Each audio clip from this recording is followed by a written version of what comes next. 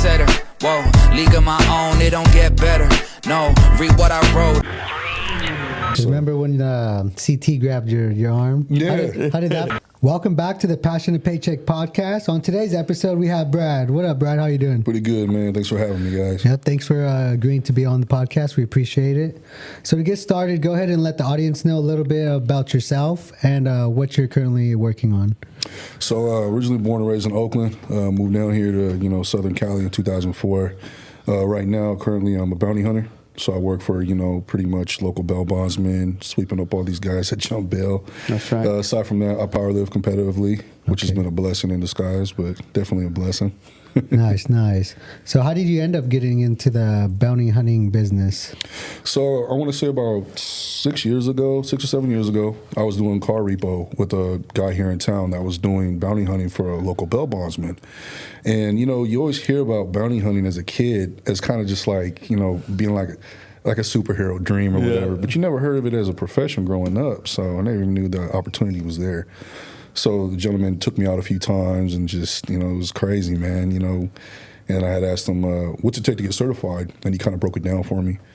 And then I went and got certified, went out with him a few times. And then, by the grace of God, I had applied for a company that was pretty big, second biggest next to Aladdin Bail Bonds. And I was fortunate because the team leader was somebody I knew from a gym here in town. We knew of each other, but I didn't know him personally. So he reached out and was like, hey, man, I run an 8-man team. Are you interested? And I said, yeah, definitely, man. I went and interviewed, and, the rest is history, man. Nice. That's right. Yeah. So when you're going out to get someone, what's like a typical day? Like, do you get a notification like, hey, so-and-so jump out, go find this guy? Or So how it works is us being eight on a team. I mean, with California and the way the laws are, we each of us hold over 40 cases each, which is a lot, Yeah. And that being said, how it would work is we all get our own caseload and our own queues. On the computer, we all have our own protocol that we follow. We run the cases up. A lot of times we find the guys that are, in custody so we can close them out. But on a regular day, we pretty much put out an email on where we'd like to work. So like for myself, I do a lot of out-of-state stuff. Working in the Bay Area where I grew up, which makes it easier for me because I know a lot of, people up there. Contacts. Yeah, definitely. And, and we go out, we cover one area, per county, because every county sends forfeitures from the court saying so-and-so didn't show up. So the forfeiture itself from the court that's stamped by the judge, that's our warrant. Mm-hmm. We work on a different protocol than actual cops do. So when I go to your house, and I'm saying, hey, I'm here to look for somebody, a lot of people, that's the first thing they ask, well, where's your warrant? And I show them the forfeiture from the court. This is my warrant. And, also they file an application when they bail out. People don't read the fine print on those. So any address you put on that application, any name, any number, gives me the authority to do what I have to do. Okay. Mm-hmm. So do you get a lot of pushback when you go visit some places? Like, no, you can't search. And yeah, we do typically. Not a whole lot, but, because I think people realize it's weird. When they see cops, they're more pushed back. But when they see us and they realize we're not cops, they're like, okay, this is different, you know. And, especially when you got, 8 gorillas knocking on your door. Like, hey, we're looking, we're looking for so-and-so. But, they know what time it is, man, and verbatim, just like anything else. I'm always respectful. So when I go to the door and I talk to somebody, because I got to be talking to someone's mom, grandmother, I always treat them with respect. Because at the end of the day, the person we're looking for is an individual. We don't know what goes on in their personal life, man. So I ain't judgmental on that at all. That's a good way to kind of go into, because I'm sure that puts that guard down on them and they're not as oh, this guy is aggressive. Yeah, absolutely, So as through, what would you say is one of the most challenging aspects of doing the bounty hunting? Well, I'll say the most challenging aspect is, the guys that, criminals are getting smarter now, and especially with social media and technology and everything else. These guys, they don't want to go back, and then I think the hardest part is, everyone, like families, so people like to use everyone's address or their social security numbers and this and that, and the investigative part is the hard part. It's how to talk to people. It's how to just kind of dig and, figure out things. And it's like a puzzle. You're playing chess, you know what I mean? But really, though, at the end of the day, I know I touched on social media, but a lot of these guys give themselves up on social media. You know, they're over here. And, you know, you go to mom's house. Oh, he hasn't been here in 2 years. But then he just put a video on social media having dinner over there 2 nights ago. Yeah. You know, and I'm like, come on, man. You know, it's like, come on, guys. Oh, that's funny. Yeah. So, so how did you get into the powerlifting? Because you say you compete as well now. So a buddy of mine here in town was going to a local gym here. And him and I worked at the bars together as a bouncer. And I reached out to him a little bit after COVID. Because, I mean, I was in the gym during COVID, but not so much because we were so busy, man, like playing catch up. Because the counties weren't taking any bodies at the jails. So we were trying to figure out how we can arrest these guys and then hand them off to like a deputy just for them to go book so we can get off the bond.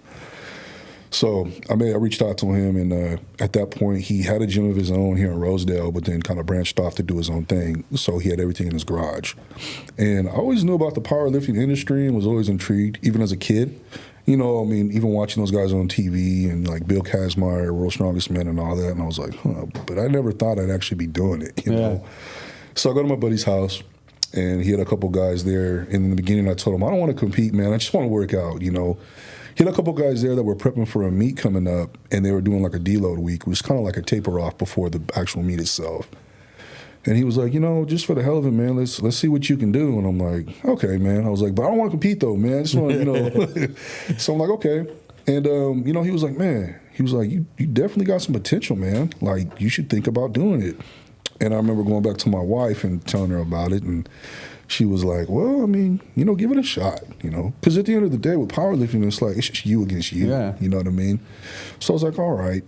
So then he started coaching me and kind of putting me on game on how to do certain exercises, and it's a whole different world than, you know, bodybuilding, you know. Oh, yeah. You know, I did bodybuilding for a short period of time, which, you know, I like doing it, but I love it like I do powerlifting, you know. Yeah. So then he eventually opened his own gym, you know. Shout out to Heavy Iron Training, by the way. It's off of 19th and Union here in Bakersfield. That's for Vic Sanchez, man. He'll hook you up. Good dude. Love him to death. And, you know, I was fortunate. He took me under his, you know, his wing and showed me some things. And, you know, the rest is history, man. And it's just been a blessed journey, man. A lot of educating myself on different things, you know, and reaching out to individuals for advice. What are some of your favorite lifts when you're, like, as far as, like, whether it's competing or if it's, like, your accessory work? What are some of your favorite exercises to do in the gym? So I like doing a lot of like resistance stuff, like with squats and bench. I'm a bencher and a squatter. Deadlift's kind of my crutch, but it's gotten a lot better, man. But definitely like benching with chains, or, you know, on the, you know, the deload coming down, having that, you know, building those muscles up, those resistance muscles, and being explosive. You know, a lot of explosive movements is what I enjoy doing. Even with the squats, you know, the bands and stuff like that. Because, you know, those accessories is what's really going to help your lifts, you know, and it shows. It helps big time. Oh, yeah.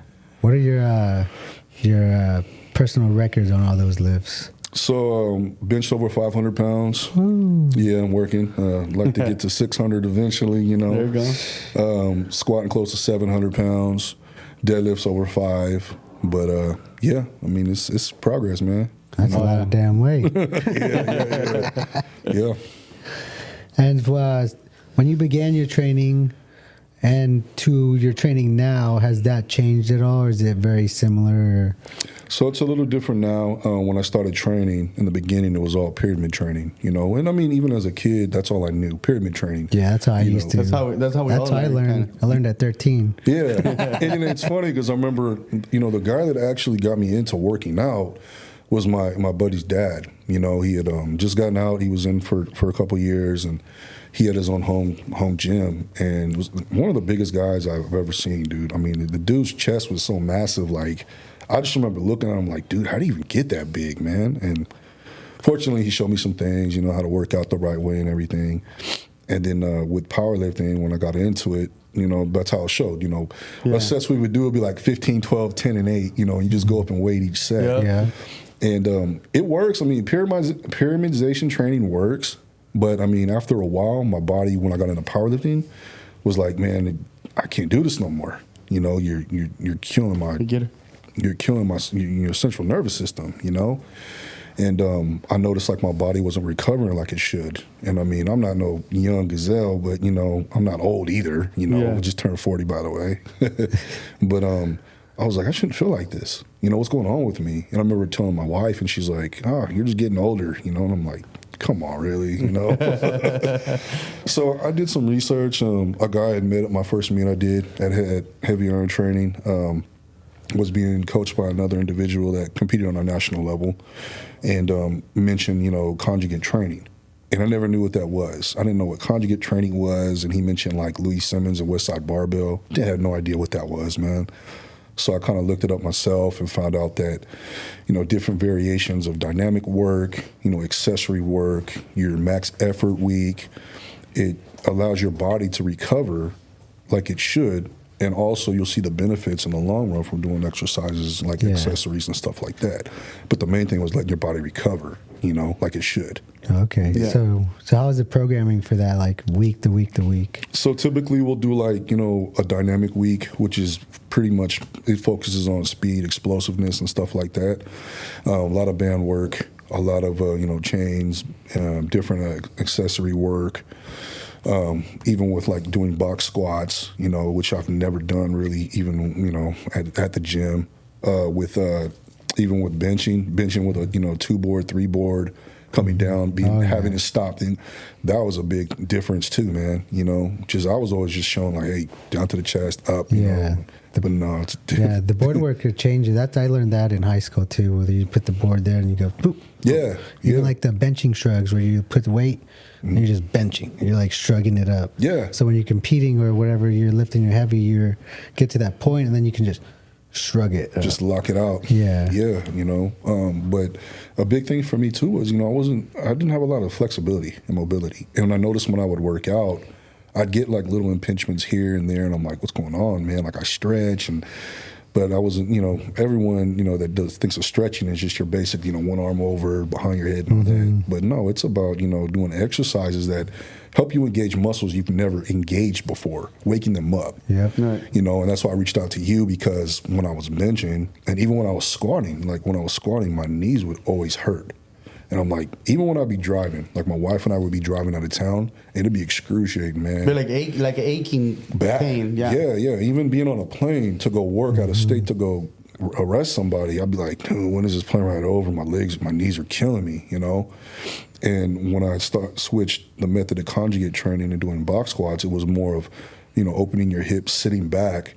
You know, now I'm able to squat over 600 pounds without knee sleeves, without knee wraps, even sometimes without a belt, you know, just working on, you know, tightening your core and bracing. True strength. Yeah, man. And it just blew my mind. Just the little twerks and the little technique variations just like took me off like, wow, okay, this is some next level shit right here. Excuse my language. Yeah. You're good. You're good. Now, that's crazy. Even like the mobility training, even when I first started it astonished me. Like I can go deeper and I can push things with more force, but even doing things without a belt, like I'll deadlift without a belt and people are like, what the heck? Like I've done 435 no belt and just picked it up, put it down very lightly. Deficits even with no belt or just chalk. And then people are like, what the heck? Because every time I'm in the gym when people lift heavy, it's usually with a belt. And I always ask them, why do you always wear a belt? It's all because my back hurts. Or it's always something that they're hindering.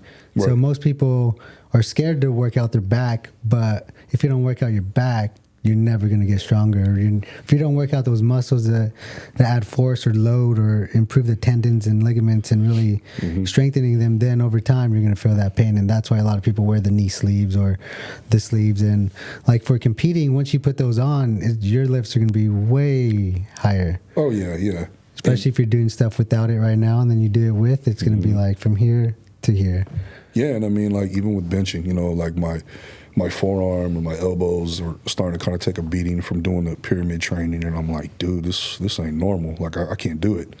When I got into conjugate training, doing exercises with the band work, you know, different dumbbell movements, you know, with resistance. I mean, it helped, like you said, build those joints and tendons up to now where, you know, I can even bench now without wrist wraps and feel comfortable. And it feels badass, huh? Yeah, it does, man. It's different, you know? Because you're like, ooh, and then after you're done, you're like, oh, there's no pain. Yeah, exactly. And then looking back on some of my lifts from my meets, I'm like, my central nervous system was so fried. Like, I'd come off the first time I benched 500 over 5. I watch myself. I get the lift off, and I'm looking at my video, and I'm shaking. And I'm like, dude, like, what the heck is going on? Yeah. So when I sent it to my buddy's coach, you know, he was like, yeah, you should never feel that way. You know, going into a meet, you should feel fresh, like tapered, almost like you took 1 to 2 weeks off and you're coming back. He's like, you fried your central nervous system, man. Like, you need to do something different. And then that's when I looked more into conjugate training. And how long you been doing that now, the conjugate I've been doing it for, man, I want to say 4 to 5 months now. 4 to 5 months? Yeah. So you already see a big difference? Oh, yeah, big difference in, you know, explosiveness, being able to bench heavy but feel comfortable, you know, staying tight. Even with my deadlifts now, like I deadlift sumo now. But I used to never be able to do over and under grip because I was always so tight. So when I was able to do exercises to loosen up and get that, man, it's smooth now. It feels way better, man. Even with squatting, I mean, just being able to sit. And the body not aching as much and all that? No, not at all. I mean, you know, because you and I both know, like, you guys know, from being sore is one thing, but being like, you got hit by a truck every day, that's different, man. Sore and aching are two different things. Yeah, man. Because the achiness doesn't go away. The soreness will go away, but the achiness is like, it'll wake you up if you even twist in the bed. You're like, what the? Yeah. What's that? Yeah, and it was like, I would dread going to the gym because I'd be so beat up. And I'm like, dude, what's going to hurt today? Or am I going to be able to do my program because I'm so beat up? You know, so yeah. So has the conjugate training kind of helped you fall in love with powerlifting even more? Because now you're not doing as much. You're not in as much pain as you were before. Like, do you look forward to going to the gym now? Oh, absolutely. And not so much that, but now it's like the longevity of it now. You know, now I'm like the guys I see on, you know, at the gyms that are in their 50s and 60s and still deadlifting over 800 pounds. Like, I will be able to do that now because now I'm programming the right way, you know. But I needed to take it upon myself to kind of dig in and investigate more on how to do that type of training, you know, because not everything works for the same for everybody. Right. You know? And that's what kind of sucks about social media too, man. You know, especially with the younger generation, because they're like, I want to get strong, I want to do this, so they go on YouTube and they see these guys doing all these things. So like, oh, I'll start doing that, and I'm like, nah, man, do what works for you. Like, you know, educate yourself on it before you do it. You know, so you prevent injury, and then, you know, you have longevity of it. Yeah, because most people go too heavy too fast, or they see people going heavy and say, I want to do that. It's like, first do that and then do that. Baby steps, man. Don't just fucking slap on 3 plates and try it. First try and see if you can do 1, 2 comfortably, and then start slowly going up. Because like you said, the longevity part, like, I was in pain for about 4 or 5 years, and I used to do a lot of powerlifting modalities without the stretching, bodybuilding workouts without the stretching, proper stretching. I thought I was stretching, like you would say, but until I found mobility training is kind of where my eyes opened even further with, oh, damn, I shouldn't be in pain every day, and I shouldn't be aching. I should feel good. My joints shouldn't be always popping. I should be able to touch my toes with no issue. I should be able to do all these things, bending my knees, rounding my back, all these things that they tell you don't do, knees over toes. But even if you look at, like, our real world setup, stairs, knees over toes. Get into our car, knees over. Most of the things we do is knees over toes. And I always tell people, look at a kid, a child, that's how we should move until we die, because they round their back. They don't think about, oh, I made my back, man, I gotta come down like this. They're like round their back, they pick up whatever they're picking up, they're moving around with no issue, right? If you ever watch a kid, and that's what I always tell people, is like, if you can't move like a kid, you need to figure out what's stopping you from being able to move like that. Right. No, absolutely, yeah. And, you know, one of the coaches I talked to, you know, when he competed, I mean, he opened up with a 1,100-pound squat. I mean, that's unreal. And I mean, being close to 400 pounds, was still able to do a full, like, splits, do the splits. I'm like, that's crazy. And he's like, it's all mobility and flexibility, man, because he's like, people forget that at one point, you know, we're athletes too. Right. You know, you played football, you played basketball, all those things you did when you did those sports, continue them on, even if you're lifting weights, because your body needs it. You know, be active, to be able to move. Right. Yeah. Keep it all kind of flowing, kind of keeping the joints open, all the blood flow, so you heal faster too. Yeah, right. And that's what I learned through the mobility training is blood flow to heal the joints quicker. Recovery is way faster too. You're able to push a little bit more in the gym. Yeah, and with the conjugate training, so it'll be like Monday will be dynamic bench day, but then the next day is recovery day, where you still come in, you do your recovery exercises with the bands, like dumbbell work, to get the blood back in that muscle so it can repair itself. I used to never do that. A lot faster. You know? And then just the fact of feeling good that third day when you're resting, man, it's unreal, you know. Yeah. So, what would you say is the most challenging aspect of preparing for a powerlifting meet?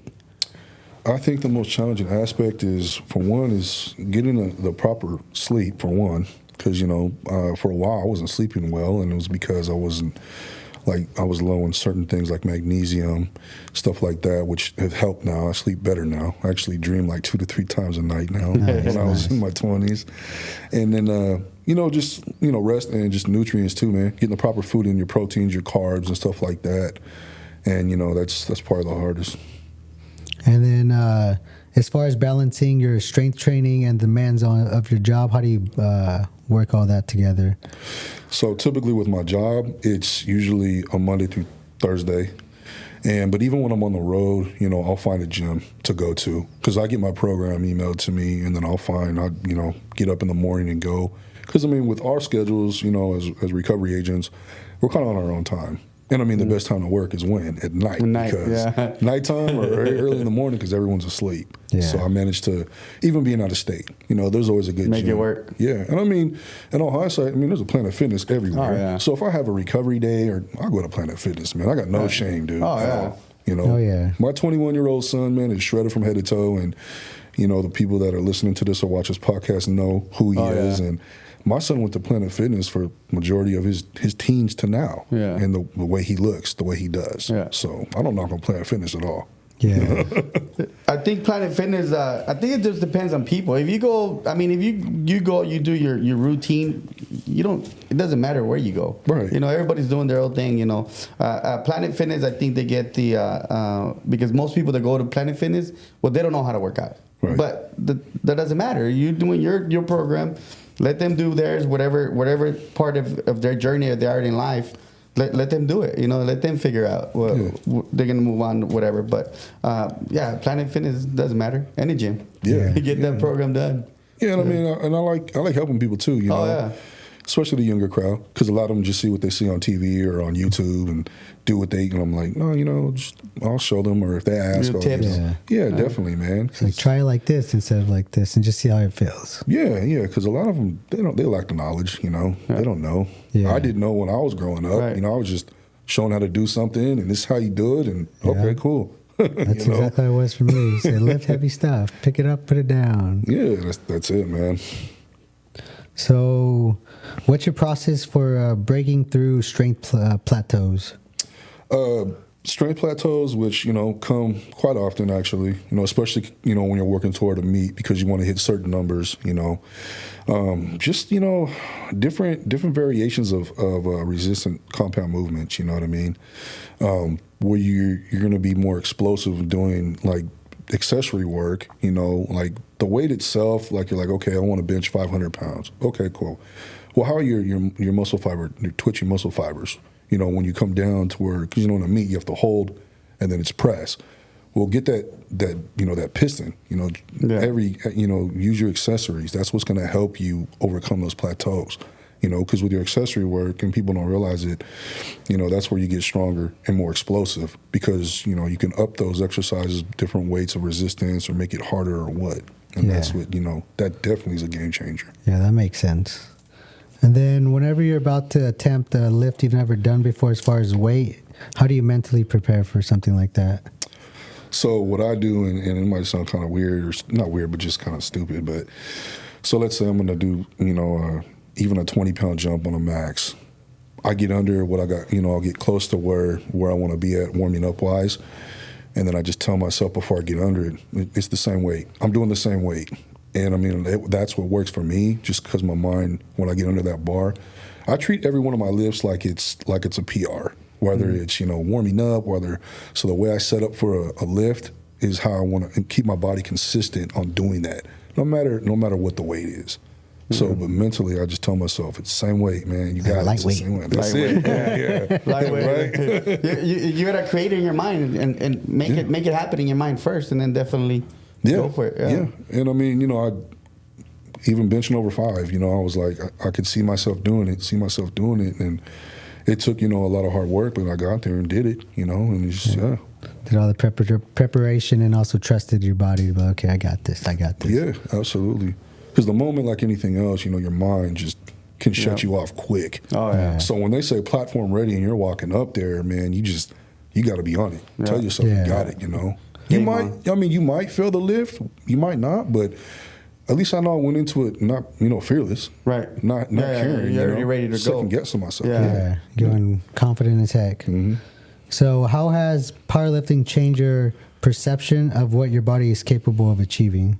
Oh, man. So I honestly never thought that I would be, because I've only been in powerlifting for about 2 years now, and there's people that have been in way longer than me.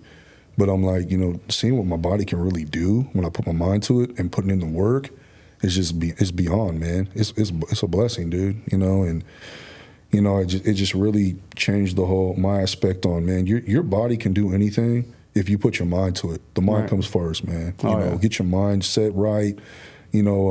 Educate yourself with certain things, and things you're not sure about. Reach out to people that are educated, Don't be afraid to. The people that are already doing what you're trying to do. Right. Don't be afraid to ask people for advice, man, and a lot of younger aren't going to do that, Right. But don't have an ego with it, because at the end of the day, it's you versus you, Yep. and that's how I look at it.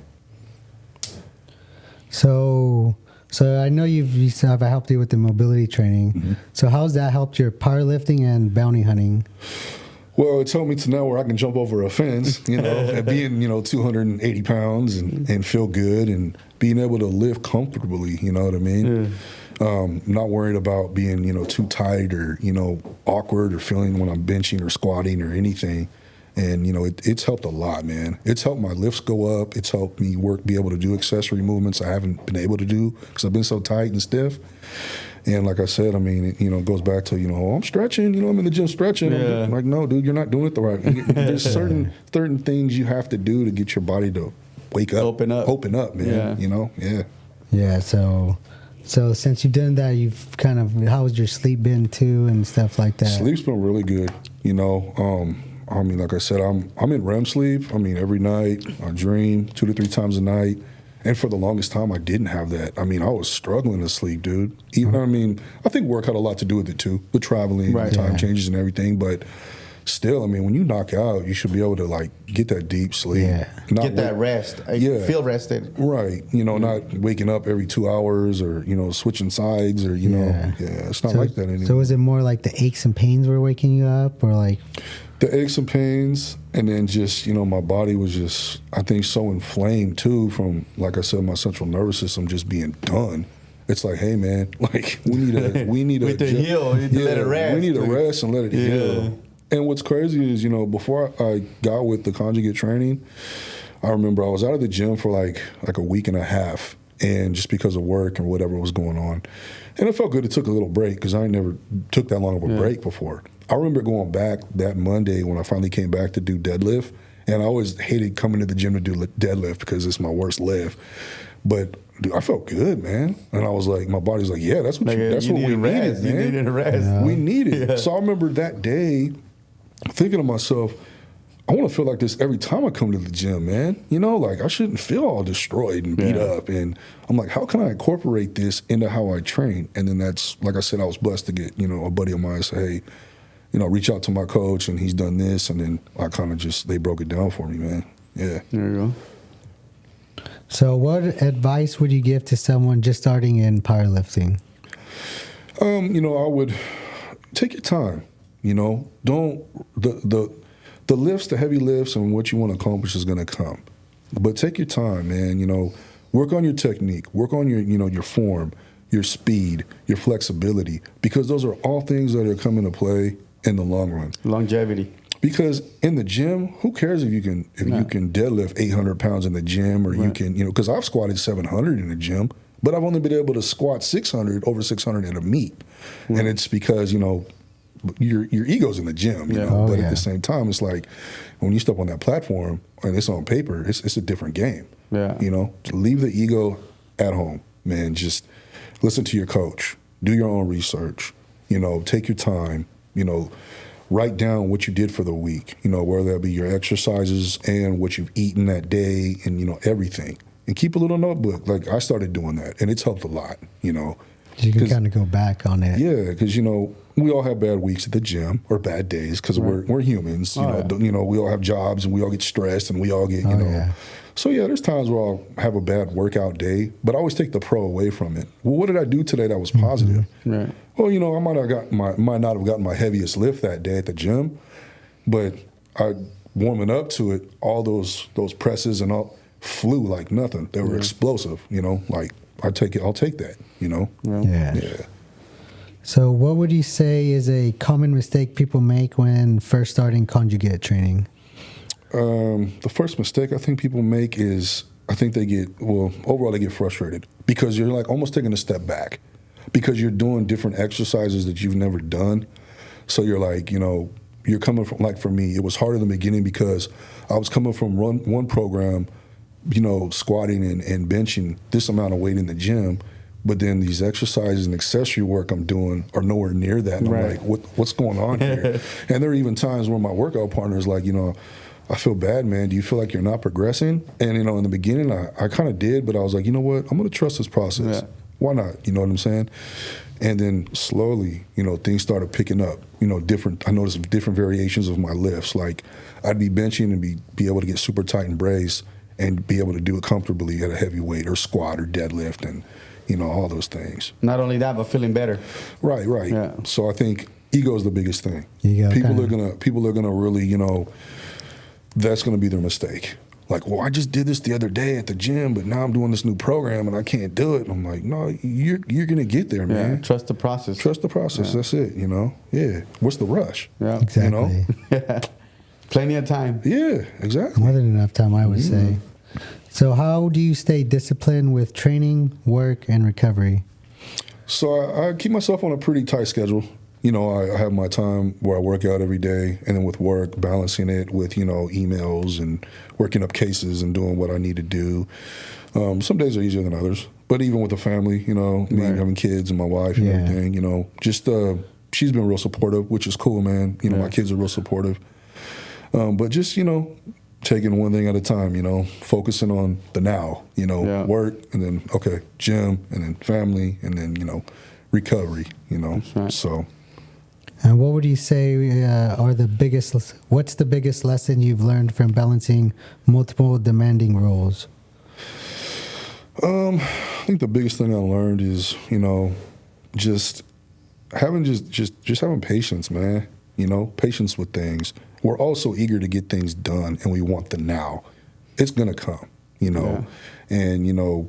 Me, 'cause I don't know about anyone else, but I mean, like, I'm spiritual when it comes to, you know, spirituality with the Lord and everything, and He definitely has been giving me peace, man. You know, because I used to get anxiety, I want this now, or I got it now, or you know, He's just like, hey, chill, man, slow down, like it's gonna trust come. the process, trust the process. That's it. It's gonna come. Yeah. And then, how do you celebrate personal milestones, big or small? And like in which way? Whether it's your family, your lifts, something in the bounty hunting career. You know, I'm a homebody, but a family guy. So when it comes to like, you know, like celebrating anything, I just, you know, time with my family is anything to me because I don't have it a lot, especially being on the road.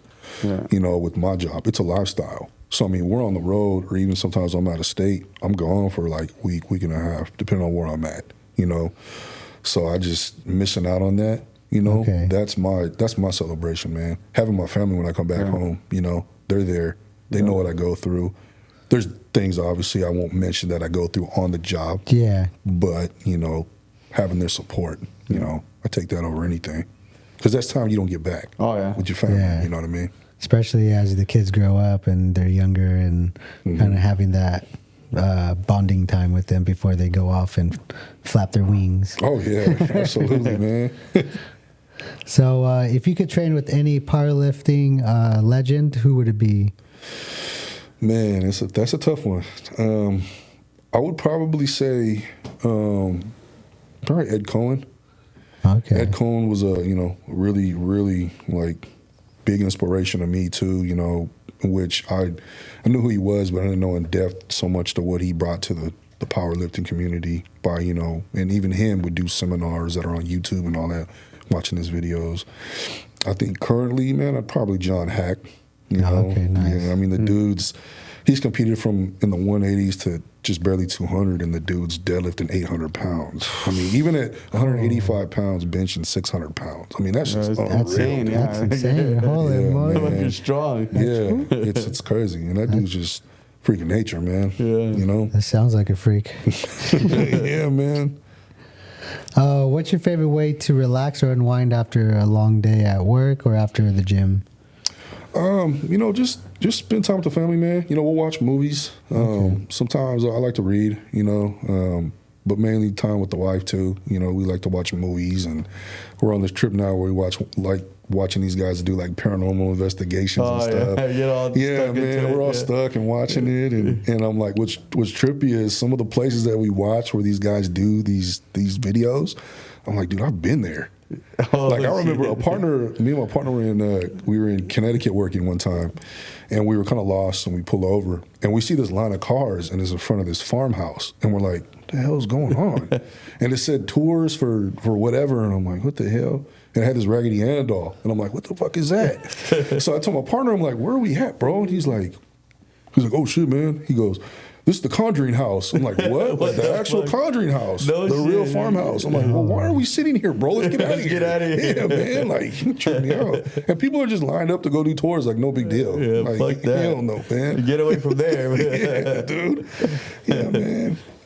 But yeah, and then, spending time with my daughter's like she's attached at the hip, my little one. So, That's right. I take her to the gym with me, or nice. She's a horror movie fan, so we'll watch movies together, and, that's how That's the best. Just kind of unwind and chill. Family, man. Yeah. What's your favorite horror movie that you watched with her? So her favorite is Michael Myers. Oh, okay, it's a classic. So I, typically I'm a Michael Myers fan, and then I like Rob Zombie's the movies that he makes because he redirected and redid his version of Halloween. Yeah. So it's funny because whenever we watch it, she doesn't get scared because she's just like, oh, that's daddy. Because I have a Rob Zombie Michael Myers mask, so she's just like, not even faded to it. Yeah. That's funny. If you could only do one lift for the rest of your life, which would it be and why? It would probably be squat. Squat. Yeah. I think even though I'm a bencher, I think squatting is something I get more joy out of because it gives me that rush, man. Just like having all that weight on your back and then being able to, come just descend and then come back up with it. Like, there's no better feeling, because I feel like, everybody can bench, man, but to get under like 700 pounds and squat, like no big deal. Like it's crazy, that's man. Crazy. Yeah. Probably feels amazing. Oh man, yeah, it's a big rush. If you could design your dream training facility, what would it include? I think my buddy Trey and I talked about this a while back because he was wanting to open his own gym in the future. Definitely, I would probably have strongman stuff because I used to love watching that as a kid. Powerlifting, but also MMA and boxing too. It's all packed into one house. Right, because, even as a kid, I was a Golden Gloves boxer, grew up in Oakland, 1-2 years in a row. We'd have the Golden Gloves at the Cow Palace. Didn't know that one. Yeah, man. So, So, I definitely, I boxed at the Vallejo Powell, met a lot of good fighters in there. And, it gives you inspiration as a kid, man. It keeps you out of trouble. And then you learn discipline too. Yeah. You know what I mean? So, yeah. What was the biggest lesson you learned from your whole boxing career when you did it? I would have to probably say, it's like, how do I say it? It's like a chess game, man. Patience. It's like, you're gonna be able to hit the dude, but it's trying to figure him out. That's the puzzle. What is he gonna to pretty much know what he's gonna do next, and you're gonna counter that. That's probably what was my biggest thing, Do you have a moment in your boxing career where you're just like the nostalgic, where you're just like, damn, I can't believe I did that? Yeah, man. The first year I won the gloves, Okay. You know, I wasn't expecting that, man. And I remember going in there and telling the guy that ran the gym, I was like, his name was Joe. I was like, dude, I don't, or Andrew, I'm sorry, Andrew. I'm like, dude, I don't think I'm ready, man. He's like, well, we're here. Like, what do you mean? I'm like, well, I don't know, because I trained for that quick. And it came quick, I'd only been in the gym maybe like 3 or 4 months. Oh, dang. Oh, shit. And so, I'm like, dude, I would spar, and whatnot, but I'm like, I remember times where I was sparring and I'm like, dude, I'm getting my ass handed to me. Like, I shouldn't even be in this ring right now. And then I just got in there and it was just like, man, it just felt natural. It was like, man, everything's working out right, and by the grace of God, because not every fight works out the way you want it to, you know that. Yeah. So, but yeah, man, I remember I got down to 175 for that. And I was at a high school, I was 230 pounds. Yeah. So then when I started boxing, I started losing weight, shedding weight, and then I remember Andrew was like, hey, well, if you want to fight in the gloves, you're going to have to drop to at least, first it was 180. And I'm like, okay, I could do that. No problem.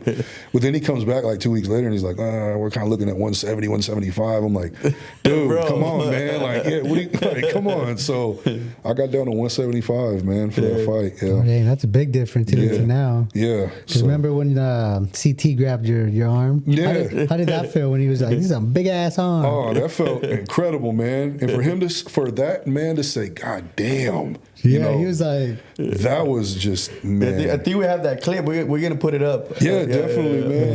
That was, and I always wanted to meet CT, man. He was just always been an inspiration. And I remember when he first started doing his videos, he had mentioned Craig Munson. And I remember Craig Munson from my dad talking about him. Even though I grew up in the Bay Area, my pops would talk about Craig Munson. So I know who that guy was. And I just thought it was a trip when he mentioned him. I was like, man, people don't even know who that dude is. That dude made Arnold look small. Yeah. You he was and I'm a big like, boy. oh yeah. And I mean, the only reason why he didn't get the hype like Arnold did, because Craig being an ex-con, and then just not having that, all that glamour that Arnold had. Right. But other than that, the dude was a monster. Yeah, his lifts were insane. I mean, the guys in the gym, skull crushing 315. That's crazy, man. You don't see that really no more. That's No. fucking- And I mean, benching 500 for that guy was a regular, watching the videos where he just put the towel on his chest, at Muscle Beach, get under it. And he was wide grip too. Like when I bench, I'm kind of more of the narrow because I'm tricep dominant. Well, no, Craig Munson was like all the way out, Fucking wide. past when you compete competitively, where you can. He was way out there. That's how I used to bench that's how I was taught to go wide grip. Right. When I first started, I was like, this is Shortest wide. range of motion. Yeah, Yeah. like, Fucking hard. especially having short arms, it made it easier. Yeah. And you know what's crazy, man, is and I mean, people have not really mentioned it, but I know there have been a couple of skeptics on how, like, when I would do my bench routine, like how I bench is I don't fully extend when I'm every set and rep because I'm here neutral, so I'm like rocking it here, but I'm keeping tension on that muscle the whole time, and I was told that by Steve Southers here in town, shout out to Sportlander West, by the way, if you need subs, man, go see my boy Steve, but he showed me how to do that. He's like, well, you're keeping tension on that muscle the whole time. A lot of people where they get hurt, and this as well, is on the descent because time under tension. So eventually that it's going to give, Yeah, But when you're here and you're keeping that, and then Lee Haney even said it, Mr. Olympia, he'd always keep tension on the muscle. Yeah. And it helps, man. Yeah, it helps even the tendons and ligaments keep becoming stronger because it gets used to that motion. Right. Especially when you're lifting really, really heavy weight. Yeah. Do you have your favorite cheat meal? Cheat meal, man. Yeah, it'd probably be In-N-Out. In-N-Out. Or just not even so much In-N-Out, but like a good burger, man. Gourmet burger. That sounds good man. right That now. just, oh man, Because I mean, my wife and I, we usually, we eat healthy. We cook every day. Yeah. We don't eat out a lot, but when we do, I do enjoy a good burger, man. I can pass that down for nothing. Do you have a favorite spot besides In-N-Out? I do, but it's in the Bay Area. It's this little place it's actually in Richmond, man. But it's family owned. They've been around for a long time. I've never been able to take my wife there, but when we worked up there, the guys I work with, the team, I took them to 2 spots. One was a hot dog place that had been there in San Pablo for a long time, still family owned, same people. Damn. And then the burger place too. It's in the same town. Okay, And nice. I mean, it's just, man, it's fire. Fire. Man. Yeah. And then as far as like the mobility training, do you kind of like let people know, like, you know, maybe you should try this for those that come to you through like that have aches and pains? Because I know in the powerlifting community, I find a lot of people have aches and pains. Right. A lot of them can't touch their toes or do certain movements. Yeah, no, definitely, man. You know, one of my buddies from church just had hip replacement. And he's not old. He thinks he's old. I'm like, you know, Eddie, you're not old, man. You know, you're still young. Don't let the doctors or other people put that shit in your mind. That you're already old. That's why this is happening to you. Right. Nah. And I tell him, you know, it's your mobility, man. Like you gotta, you know, I show them different band exercises to do because I do them for hip work. You know, especially for squatting and deadlift. Oh yeah. But you know, I think I'm a big pusher on that now, thanks to you, man, because it's a life changer, man. You know, it's going to give you that longevity because, you know, people are they get so frustrated. They're like, oh, I'm just getting old. I'm going to give up. I'm like, no, man, don't give up. You know, there's things you can do that can make you feel better, you know. By you shutting down and not doing nothing, your body's going to be like, it's going to feel like shit. And I think that's important because we all need to do our own research too, though. Yeah. Because sometimes when we start something like the pyramid training, like I think we all start like that. But it works out for so long. But then after, like we were talking about earlier, is like once you've been doing that for a year, 2 years, and your body starts fucking taking a toll, it's like, okay, what are we doing that? Or what do we need to change to make it better, like the mobility training and change your exercises, because that makes a big difference. Because like you said, we all want it now. Like, whoa, we want that longevity, and like, why now? We got plenty of time, you know. Yeah, I mean, there's no rush, man. Yeah. Let your body adapt to what you want to do. Yeah. Just like anything else, man. Yeah. Don't rush it, you know. Yeah, because I even find people have the misconception of mobility training. They think it's just stretching or body weight exercises or just foam rolling or little things, stuff like that. Instead of like, no, you got to add load to your tendons, your ligaments. To get them stronger. So you get stronger, and then that's going to help you with whatever other program you're running. That's what I always tell people. You don't have to just do certain mobility workouts. You can still do everything else you do. Just prepare your body, because a lot of people even give deadlifts a bad rap. It's like, oh, the deadlifts jacked my back up. That's a horrible lift. Or squats jacked. It's like, no, your body wasn't ready to do that weight, and maybe your body wasn't even open enough to do that. Right. So they give it a bad rap, and then it's like, no, it's not the exercise's fault. It's your body was not ready to go into that lift yet, or to do that much weight. Yeah. And then they demonize lifting weights, and then that's what a lot of beginners end up leaving the gym, because they try and go too heavy, and then all of a sudden they're like, F the gym, I just got hurt. I always get hurt when I go to the gym. Right. Yeah, and I think one of the biggest frustrations for me, man, is like I went to my wife's pain management appointment, because, you know, her feet get, you know, achy and all that, and I'm just sitting there and I'm watching this lady that's supposed to be educated in those things, and all she wants to do is give my wife more pills, man. Yeah, and I'm like, and I finally asked the lady, I'm like, you know, hey, how can we fix the problem? Yeah. Like, why are we giving my wife more pills? That's not fixing it. Yeah. It's not, you're putting a Band-Aid over it. That's all you're doing. Because she was talking about giving my wife certain like cortisone shots and this and that. Yeah, and then when I tested her, the doctor, she kind of looked at me and I'm like, well, that's not going to fix the problem, man. Because she tried trying to tell me, well, you know, cortisone is this. I'm like, ma'am, I know what it is, but it's not going to fix the problem. Yeah. You know what I mean? I want to help. I want to make it go away. That's not going to make it go away. Yeah. Right. So then that's when I had brought my wife to you. You showed her different exercises, which she still does, and she's felt way better, man. She even goes down once and gets like muscle therapy. And because she's never had her shins or her calves or anything broken down, because that's all, you know, tight. Yeah. And it's helped her a lot, man. Yeah, it's crazy, all that tension we don't realize until you either get on a slant board or even start doing like different modalities. You're like, oh shit, I'm really tight here. Yeah, and you would think physicians would want to help you, no, but it's they like don't. They want to keep you going back. Yeah, man. So they can collect. Exactly. It's just all a money game now, man. It's sad, dude. Because they don't know what they don't know as well, and they think like, oh, they've been taught. Yeah. Right. They've been taught. All right. Give me this bill. All right, when they have this problem, let's do this. Yeah. All right, let's just keep throwing steroids. Let's just keep throwing this at it. Maybe it'll go away one time. But what people don't realize is a lot of those doctors get sales commissions from the more prescriptions they get, the more money they get.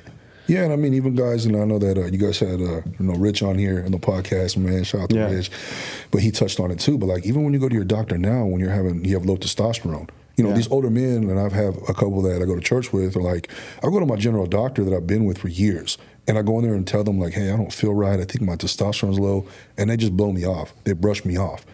It's like they don't want to help me. So then that's why all these people go to clinics now, because they're like, I mean, as a man, we need testosterone, man. Our body doesn't recover without it.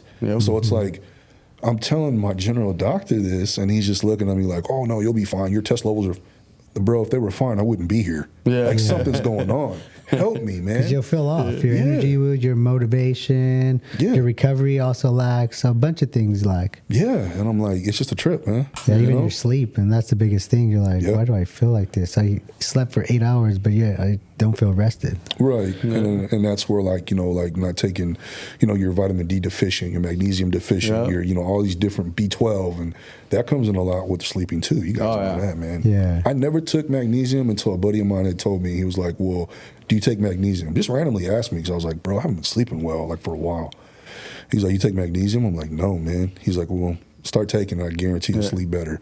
Within 2 weeks, problem solved. Big difference. Oh, man. Yeah, I started taking that about a year ago. Man, it makes the big difference, not just with sleep, but with a lot of other stuff, Right, because, I mean, it's overall health, man, for your heart, for everything, inflammation in your body, stress, everything. It just... in which your body needs to just be chill. It helps the muscles relax too, because a lot of times that's an electrolyte most people are missing. Like people will get cramps, and then most of the time they're like, "Oh, I think I'm low on potassium." Right. But it's really magnesium most of the time, I find. Right. Yeah. Even with like aminos, people take aminos, but they don't understand you need essential aminos too. The EAs. So like the EAs, which your body doesn't produce, but it needs it to recover.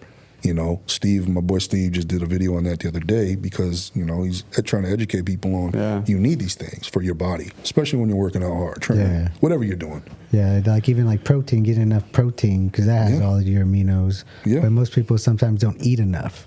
Right. And they think they're eating enough, but you're like, okay, how much do you just like, oh, I eat this much protein. I'm like, you still need another 50, 75 more grams, because you weigh a certain amount and your body needs more to repair. And I mean, that's what comes into, like, you asking me, what I could tell the younger generation too, is write down what you eat every day. Because even myself, like, I know when I don't get enough carbs in, or I don't get enough, because I know when I go to the gym how I feel. You know, I know if I eat certain carbs, or it be complex carbs or whatever, my body tells me, like, we didn't get enough today, you know. And then I know when I go in there and I'm getting under, I'm like, okay, I feel good today. You know? So when you have your competitions, is there like a certain carb you like eating that day?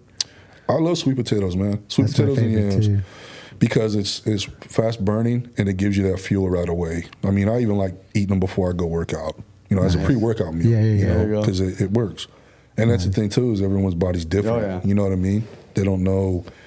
You're going to feel different from eating white rice to eating this, and people don't even take that into consideration. You know, listen to your body. Write stuff down, man. You know? Yeah. And since you've been writing stuff down, can you tell a difference in your body? You're like, oh, maybe, do you ever look back on the book and be like, oh, shoot, on this day I eat this, and I felt way better than when I eat this? Yeah, like, you know, for our max effort weeks, like, I'll look back and see, what did I have that day where I felt good, where I hit my numbers? And it'll be either, you know, a few more grams of, you know, like sweet potato, or, you know, whatever the case may be. Or I wasn't properly hydrated that day, or, you know, like people don't hydrate also. You know, electrolytes. Yeah, water. That's the biggest thing. Enough water. Electrolytes. Yeah, all that stuff, man. And cage muscle. I think those are still by far the best electrolytes I've ever had. You know, I actually mentioned those to you. Yeah, I still get those. Man, dude. I mean, hands down. Oh, yeah. Like rejuvenation like nothing. Yeah, they make a big difference, because that has your magnesium, all your calcium, and other electrolytes, the sodium. Yeah. Because even some people don't have enough sodium. Correct, yeah. And then that also plays a role in your lifting and everything else. Yeah, I mean, people don't realize, you know, the sodium is going to pull that water into your muscle. It's going to pull those carbs in. It's going to shuffle them where they need to go. You know, man. Educate yourself, man. Exactly. Ask questions when you don't know. Yeah. Because I think a lot of people are scared to ask questions, because they're like, oh, I know it all.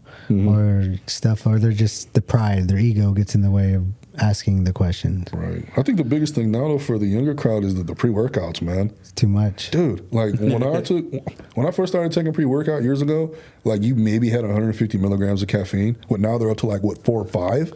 One scoop, and they're dry scooping it. Yeah, I'm like, and then still drinking a Monster on top of that at the gym. I'm like, dude, that's crazy. You know, and I don't know how they do it. I really never cared for a pre-workout too much, and if I do pre-workout, it'll be for a short period of time, and usually like half a scoop. Like Yeah. I don't need to be all fucking wired up, all jittery. Yeah, I used to be like all that. shit, I all ain't gonna lie. that heat one that was fucking The thermogenic one? The thermogenic one, man, I don't like none of that shit. Like, Yeah. like, I used to take a lot of scoops, like the jacked when they used to have it back in the day. Just Oh, be like, man. whoa. Yeah, You go into the gym, you're like, poof, poof, poof. Yeah. I And mean, then after a bunch of people had heart attacks, I was like, yeah, maybe I shouldn't be taking this no more. yeah, man, it's crazy, dude. Yeah. So like now, all I do is really coffee.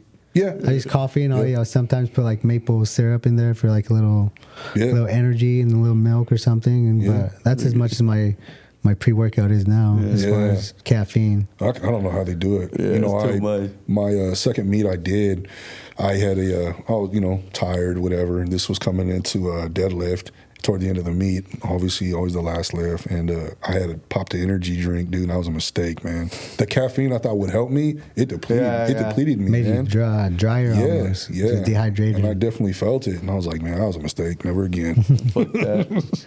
So we can go ahead and start wrapping up the podcast. So if there's one piece of advice you would give to anyone, whether it's getting into fitness, life advice, what would that one piece of advice be? It's gonna sound corny, but man, follow your heart, man. Do whatever you do, whatever goal you set. Do it for yourself. That's right. Don't do it for anybody else, man. Because at the end of the day, you're the one it's you against you. Oh yeah. You're the one looking 100. into the mirror. You got to be happy with yourself, Yep. And that's it, man. I like that one. That's a good piece of advice. Yeah. Well, we appreciate you coming on the podcast very much. Yeah, man. And Thanks telling for your having story. Yeah. Appreciate it. We'll catch you guys on the next episode. What's your story?